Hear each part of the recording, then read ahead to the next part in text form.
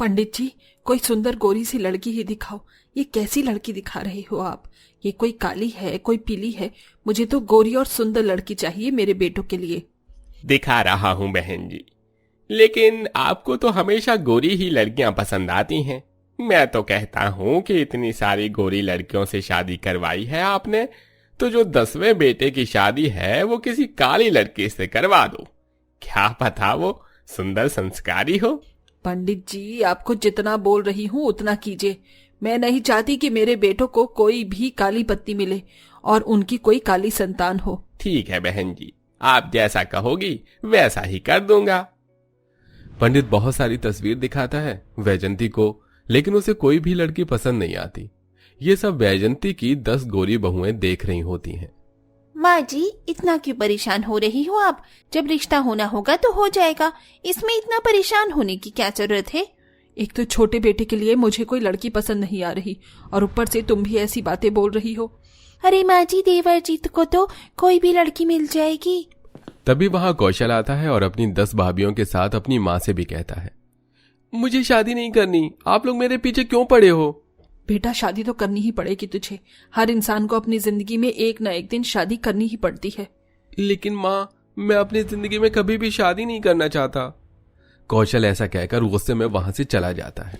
क्या हो गया है देवर जी को? आखिर क्या बात है? वो शादी नहीं करना चाहते? क्यों? कहीं वो किसी और लड़की से प्यार तो नहीं करते हैं? क्या पता इसी वजह से वो शादी न करना चाहते हो। विशाखा रूपाली के साथ साथ बाकी बहुएं भी ये सब सभी से कह रही होती हैं, लेकिन कोई भी उनकी बातों पर विश्वास नहीं करता। ऐसे कुछ दिन बीत जाते हैं और वैजंती को पंडित की दिखाई हुई एक लड़की पसंद आती है। ये लड़की कितनी सुंदर है और गोरी भी है, अच्छे परिवार की भी है। मैं इसी लड़की से अपने बेटे की शादी करवा दूंगी। माँ जी, एक बार देवर जी से तो पूछ लीजिए कि वो शादी करना चाहती भी है या कि नहीं। क्या बता वो शादी के लिए मना करती? अरे, तुम्हें ऐसी बात बोलना जरूरी है क्या? कम से कम अच्छा नहीं बोल सकती तो बुरा भी मत बोलो। मनीषा बिल्कुल ठीक बोल रही है माँ जी। आपको एक बार देवर जी से भी तो सलाह ले लेनी चाहिए। शादी कोई छोटा मोटा फैसला नहीं होता। इस घर में सबकी अरेंज मैरिज हुई है। वो बात अलग है कि हम सब ने एक दूसरे के साथ एडजस्ट करके इस घर को अच्छे से संभाला है। लेकिन क्या पता, जैसा सोचकर आप गोरी बहू ढूंढ रही हो, आपको वैसी बहू न मिले तो क्या होगा? तानिया, सब कुछ अच्छा होगा, लेकिन तुम सभी को अपना मुंह बंद करना होगा, क्योंकि मैं अपने बेटे के लिए अच्छा बुरा सब जानती हूँ। मुझे सलाह देने की जरूरत नहीं है। लेकिन माँ जी, आप एक बारी देवर जी से बात तो कीजिए। मुझे जो बात करनी थी मैंने कर ली है। अब तुम सब चुप हो जाओ, बहुत हो गया। अब मुझे किसी की कोई बात नहीं सुननी। रात के समय जब कौशल अपने ऑफिस से वापस आता है तो वो अपने कमरे में जाकर फ्रेश हो जाता है और अपने कमरे में ही अपना खाना मंगवा लेता है। बाहर जाकर बैठूंगा तो फिर से माँ मेरी शादी की बात छेड़ देगी। मुझे तो बाहर जाना ही नहीं है, अपने कमरे में ही बैठकर अपना खाना खा लूंगा। कौशल ऐसा सोचकर अपने कमरे में खाना खा रहा होता है कि तभी उसकी 10 भाभियां उसके कमरे में आती हैं। क्या बात है देवर जी, आज तो आपने अपने कमरे में ही खाना मंगवा लिया? आप तो जानती हो, माँ हमेशा मेरी शादी की बात करती रहती है। मुझे अभी शादी नहीं करनी। अच्छा जी, कहीं आपके दिल में कोई और तो नहीं है? क्या पता आप हम लोगों से झूठ बोल रहे हो, वरना ऐसी कोई शादी के लिए मना थोड़ी ही करता है। जो भी बात है आप हमें बता दो, हम आपकी मदद कर सकते हैं अगर आप चाहो तो। ये आप 10 भाभियां क्या कह रही हो? हम सब बिल्कुल ठीक कह रहे हैं। आपको समझना होगा, माँ जी आपकी शादी को लेकर बहुत परेशान रहती हैं। अगर आप शादी नहीं करोगे तो वो और ज्यादा परेशान और गुस्सा भी हो जाएंगी। कौशल ये सब सुनकर संकोच में रह जाता है, लेकिन वो फिर भी अपनी भाभियों से यही कहता है कि वो शादी नहीं करना चाहता। खाना खाने के बाद वो टेरेस पर जाता है और अपने फोन से आराध्या का नंबर मिलाता है। आराध्या, यार मुझे तो कुछ समझ नहीं आ रहा। माँ ने मेरे लिए लड़की पसंद कर ली है, अब मैं क्या करूं? मुझे बहुत हिचक हो रही है माँ से लव मैरिज के बारे में बात करने के लिए, क्योंकि मेरे 10 भाइयों ने माँ की मर्जी से अरेंज मैरिज की है। सब लोग हंसी खुशी रह रहे हैं। माँ यही चाहती है कि मैं उनकी पसंद से शादी करके हंसी खुशी अपने जीवन में जीऊं, लेकिन मेरी खुशी तो तुमसे शादी करने में है। फोन की दूसरी तरफ से आराध्या। परेशान क्यों हो रही हो? सब कुछ ठीक हो जाएगा। तुम्हें अपनी माँ से बात करनी होगी हमारी शादी के लिए। आराध्या के फोन पर यह कहने के बाद कौशल अपनी माँ के कमरे में जाता है। वहां पहुंचते ही वैजंती उसे लड़कियों की फोटो दिखाती है। देख बेटा, मैं जानती हूँ कि तू अभी शादी नहीं करना चाहता, तू अपने करियर पर फोकस देना चाहता है, लेकिन शादी भी बहुत जरूरी है। तू शादी करके जहाँ जाना चाहता है चले जाना और अपनी पत्नी को साथ ले जाना, मुझे कोई दिक्कत नहीं है। तेरे करियर के बीच कोई परेशानी नहीं आएगी। नहीं माँ, ये बात नहीं है। दरअसल मैं आपसे कुछ बात करने आया था। वो बात यह है कि अरे बेटा, अपनी माँ से बात करते समय इतना क्यों सोच रहा है? जो भी बात है बताओ, क्या बात है? माँ, मैं किसी से प्यार करता हूँ। प्यार करता हूँ? इसका क्या मतलब है? तुम्हारे भाइयों की शादी मैंने अपनी मर्जी से करवाई है। देखो, तुम्हारे 10 के 10 भाई आज खुशी से रह रहे हैं और इस घर में मैंने 10 बहुओं को कितने अच्छे से रखा है। क्या तुझे मेरी पसंद पर भरोसा नहीं?